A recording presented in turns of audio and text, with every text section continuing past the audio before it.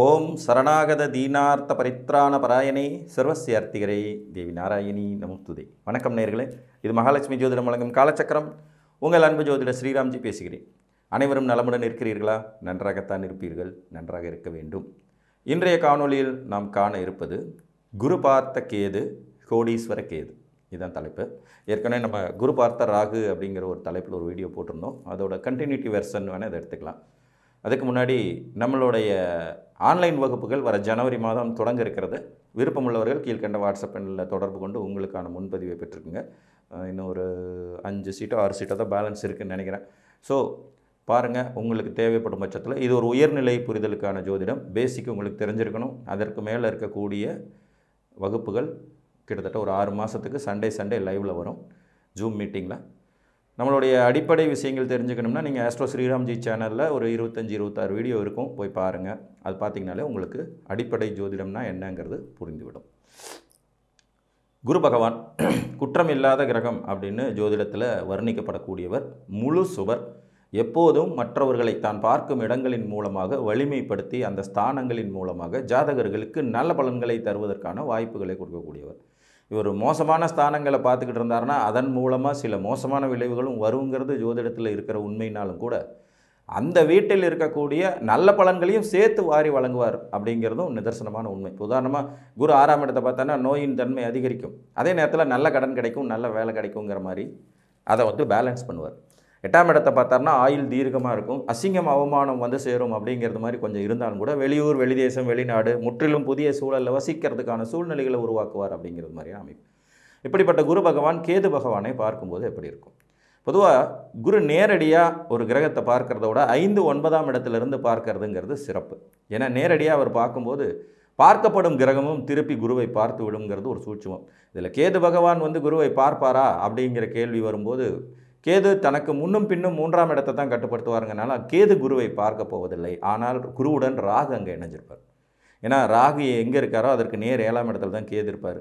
கேது எங்கே இருக்காரோ அதற்கு நேர் 7ஆம் இடத்துல தான் ராகு இருப்பார். அந்த வகையில் குரு பகவான் 5, 9ஆம் இடத்தில் இருந்தபடி கேதுவை பார்ப்பது என்பது கேதுவிற்கான மிகச்சிறந்த யோக நல்ல பலன்களை தரும் அமைப்பாகும்.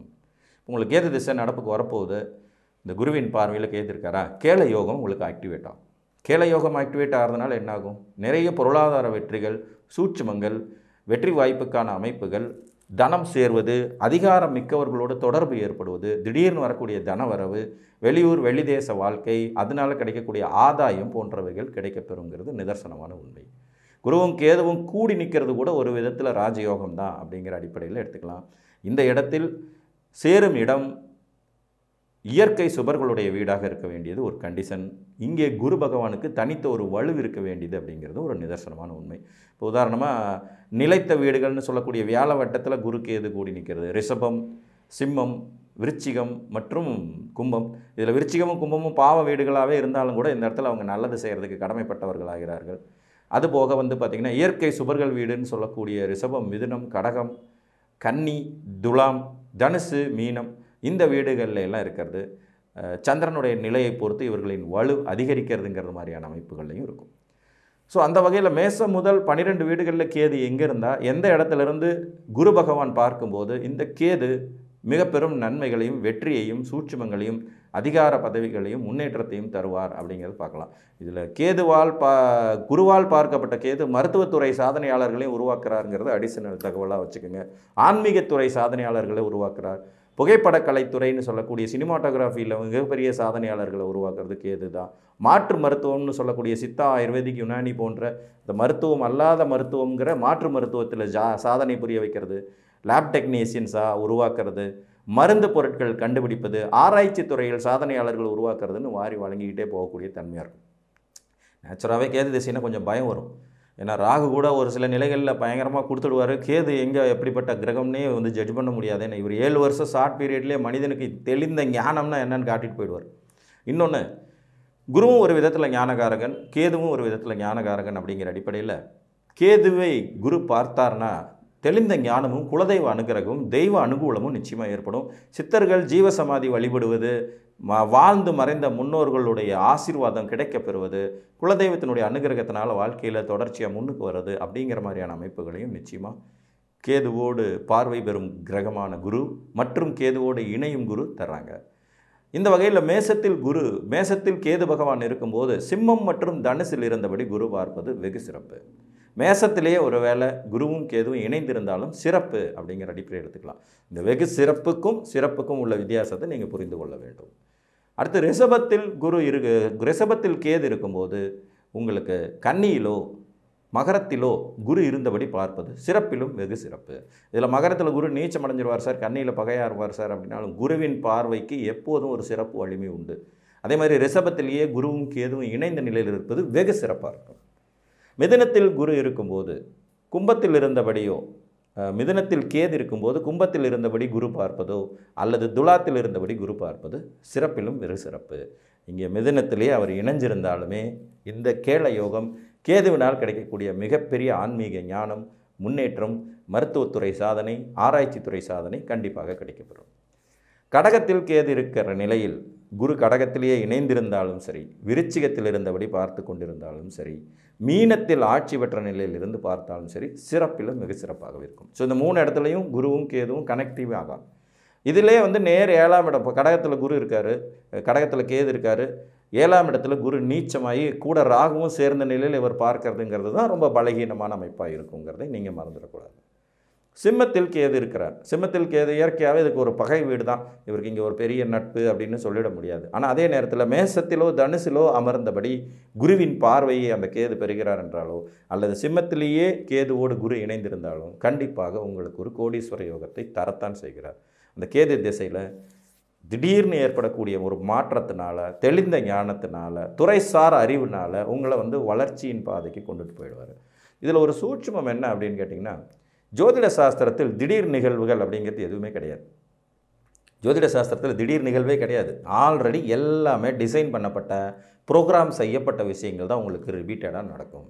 திடீர் அதிர்ஷ்டம், திடீர் தனவரவு, திடீர் முன்னேற்றம், இந்த சனி பயிற்சியில் போடுறது பலன்கள், திடீர்னு வரக்கூடிய திசைனால் வரக்கூடிய யோகங்கள் எல்லாமும் கூட ஆல்ரெடி உங்கள் ஜாதகத்தில் டிசைன் பண்ணப்பட்ட விஷயமாக தான் இருக்கும்.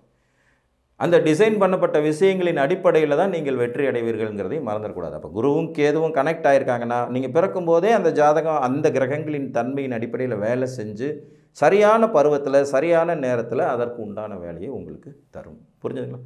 கன்னியில் கேது இருக்கிறார்னு வச்சுக்கோங்க, இந்த வீடு அவருக்கு ரொம்ப பிடிச்ச வீடும் கூட. ரிஷபத்தில் இருந்தபடி குரு பார்ப்பதோ, மகரத்தில் இருந்தபடி குரு பார்ப்பதோ அல்லது கன்னியிலேயே கேதுவோடு குரு இணைந்திருப்பதோ கண்டிப்பான ஒரு குற்றமில்லாத கோடீஸ்வர யோகத்தை தரக்கூடிய ஒரு அமைப்பாகும்.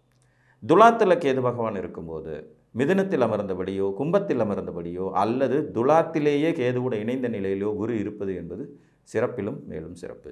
இதில் இன்னொரு சூட்சம் என்னன்னு கேட்டிங்கன்னா, கேதுவோட குரு இணைஞ்சிட்டாருன்னா 7ஆம் இடத்துல இருக்க ராகுவையும் பார்த்து சாந்தப்படுத்துவார். இது 2 in 1 பர்பஸ் மாதிரி, அதாவது அடிஷனல் போனஸ் அப்படிங்கிற மாதிரி அடிப்படையாக கிடைக்கக்கூடிய இன்னொரு நன்மையும் கூட. ஏன்னா ராகு குருவினால் பார்க்கப்படுறாருங்கிறது கூடுதலான ஒரு சிறப்பு அம்சத்தை தரக்கூடியதாக போயிடும். அது நேரடியாக 5ஆம் இடம் 9ஆம் இட பார்வை அளவுக்கு இல்லைன்னாலும் கூட ஓரளவு சமாதானப்படுத்தக்கூடிய பார்வையாக இருக்குங்கிறதையும் நம்ம மறந்துடக்கூடாது. விருச்சிகத்தில் கேது இருக்கும்போது மீனத்தில் ஆட்சி பெற்ற குருவோ கடகத்தில் உச்சம் பெற்ற குருவோ பார்ப்பது சிறப்பிலும் வெகு சிறப்பாக இருக்கும். விருச்சிகத்திலேயே கேதுவோடு குரு இருக்கிறதுங்கிறது கூட ஓகே, ஏன்னா இது அவருடைய ஸ்திர வீடு வியாழ வட்டம். அதனால் கண்டிப்பாக இங்கேயும் ஓரளவு சாதகமான சாதுர்த்தியமான யோக பலன்களை தர தயாராகவே இருப்பார். இதற்கு அடுத்த நிலையில் பார்த்தீங்கன்னா தனுசில் கேது இருக்கிறார். இந்த இடத்துல எந்த கிரகங்களும் புனிதப்படுங்கிற அடிப்படையில் இங்கே கேது இருக்கும்போது கூடவே குருவும் இருக்கிறது. கோதண்ட கேதுங்கிற அடிப்படையில் ரொம்ப பெரிய வெற்றி இருக்கும். மேசத்தில் இருந்தபடியோ சிம்மத்தில் இருந்தபடியோ குரு பார்த்தார்னாலும் கூட அற்புதமான ராஜயோக பாக்கியதைகளை பெற்றுத்தருவார். மகரத்தில் கேது பகவான் இருக்கும்போது மகரத்தில் கேது இருக்க மகரத்திலேயே குரு இருப்பது, ரிஷபத்தில் குரு இருப்பது, கன்னியில் குரு இருந்தபடி பார்ப்பது என்பதும் சிறப்பான பலன்களை தரக்கூடியது தான். கும்பத்தில் கேது பகவான் இருக்கிறார். கும்பத்தில் கேது பகவான் தனிச்சு இருக்கும்போது ரொம்பவுமே ஒரு மாதிரி சிரமமான பலன்களை தரக்கூடிய வாய்ப்புகள் அதிகம் உண்டு. ஆனாலும் இங்கே ஜாதகருக்கு துலாத்தில் இருந்தபடி குரு பார்வையோ மிதுனத்தில் இருந்தபடி குருவின் பார்வையோ அல்லது கும்பத்திலேயே குரு இணைந்த நிலையில் இருப்பதுங்கிறது சிறப்பிலும் வெகு சிறப்பாகும். மீனத்தில் கேது இருக்கிறார். தெளிவான ஞானத்தை தரக்கூடிய வீடான மீனத்தில் கேது இருப்பதே ஒரு சிறப்பு தான். பிறவி எரு நிலையும் அதை நோக்கி நகரும் தன்மையும் இயற்கையாகவே கொடுக்கும். கூட குரு சேர்ந்தாலும் ரொம்ப பெரிய சிறப்பாக இருக்கும். கடகத்தில் இருந்தபடி விருச்சிகத்தில் இருந்தபடி குரு பார்வையும் சிறப்பான யோக பாக்கியதைகளை தந்துவிடும். குருவின் பார்வையை பெற கேது பார்த்திங்கன்னா குறையே இருக்காது. நீங்கள் குருவின் பார்வை பெற்ற கேது திசை நடப்புக்கு வருதுன்னா கண்டிப்பாக ஒரு பாப்புலாரிட்டி உங்களுக்கு இருக்கும், முயற்சி வெற்றியை தரும், நீங்கள் புகழடைவீர்கள், கண்டிப்பாக பொருளாதார வெற்றி இருக்கும், ஆத்ம ஞானத்துடன் கூடிய பொருளாதார வெற்றி இருக்கும். அதுதான் ரொம்ப பெரிய ப்ளஸ் பாயிண்ட். நான் தான் ஜெயித்தேன், நான் தான் பெரிய ஆள், எனக்கு தெரியாதது ஒன்றுமே இல்லைங்கிற மாதிரியான வெற்றியாக அது இல்லாமல், அனைத்தும் இறைவனுடைய கருணையாலும் இடைவிடாத முயற்சியாலும் என்னை சூழ்ந்து இருப்பவர்களின் சாதுர்த்தியத்தாலும் சாமர்த்தியத்தாலும் அவர்களுடைய ஒத்துழைப்பாலுமே எனக்கு கிடைத்த வெற்றி என்பது நிதர்சனமாக புரிய வரும். இதில் என்னென்னா, வெற்றி இருக்கும், கூடவே உங்களுக்கு தன்னடக்கம். இது ரொம்ப பெரிய விஷயம். ராகு தர்ற வெற்றியில் பார்த்தீங்கன்னா மண்டகனை பிடிச்சி ஆடுன்னு ஆடுவாங்க. நான் உலகத்தையே புரட்டி போட போகிறேங்கிற மாதிரிலாம் டயலாக் பேசுவாங்க. அதில் ராகு அது போகும்போது அவர் பண்ணிட்டு போவார், அது தனி ஸ்பெஷல். பட் கேது தர்ற வெற்றிக்கும் ராகு தர்ற வெற்றிக்குமான சூட்சம் என்னென்னா, கேதுவின் வெற்றி நிறைகுடமாக இருக்கும், தழும்பாது, அமைதியாக வழி நடத்தி செல்லும், தன்னோட வேலை உண்டு தான் உண்டுன்னு போய்கிட்டே இருக்கும். தெய்வத்தின் மேலே எல்லா பொறுப்பு, அதாவது எல்லா புகழும் இறைவனுக்கே அப்படின்னு ஏஆர் ரஹ்மான் சொன்னார் பாருங்க, அந்த மாதிரி தான் எல்லா புகழும் இறைவனுக்கே அப்படின்ட்டு ஒதுங்கியிருப்பாங்க. கேது கொடுக்கக்கூடிய ஞானத்துடன் கூடிய வெற்றிங்கிறது ஒரு சிறப்பாக உங்களையும் வழிநடத்தி உங்களை சார்ந்தவர்களையும் உயர்நிலைக்கு கொண்டு வந்து அமைதியாக தழும்பாத நிறைகுடம் போல வாழ்வியலை வழிநடத்தி சொல்லுவோம். உடனே இதில் ஒரு கமெண்ட்ஸ் கூட, ஒரு காலிக்கூடம் கூட தழும்பாது சார், காலிக்கூடமா நிறைகுடமாங்கிறது ஒருத்தர் பேசுகிறதுல வச்சு நீங்களே கண்டுபிடிச்சிட முடியும் இல்லையா? ஒருத்தர் அறிவாளியாக இருக்கிறாரா அல்லது அறிவாளி போல் நடிக்கிறாரா அப்படிங்கிறது உங்களுக்கு பார்க்கும்போதே தெரியும்.